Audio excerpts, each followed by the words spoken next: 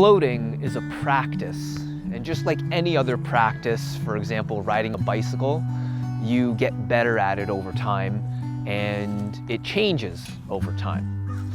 So if you're coming in for your first float and you feel a little bit intimidated by the experience, just know that, first of all, it's totally normal to feel that way if you're not used to something like this, and that you have a lot of different options, especially when it comes to things like light and music.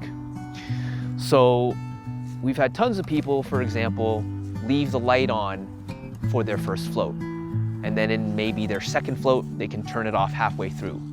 And then in their third float, they can turn off the light right at the beginning and float in complete darkness the whole time.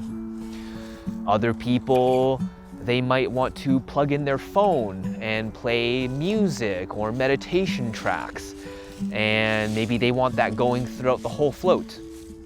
Or maybe they only want it for the first 10 minutes.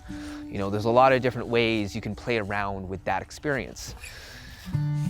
So if you feel that you might be uncomfortable with having no light at all, no sound at all, that's totally normal and that's okay.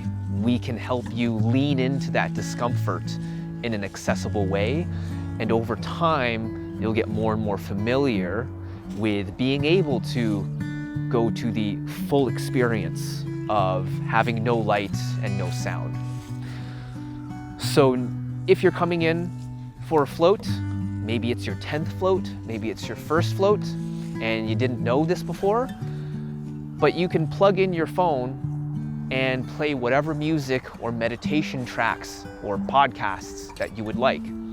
So if that's something that interests you, come on in, let us know, and we'll help you hook that up for your first float experience. So that's it for today, and if you have any questions about that, just reach out.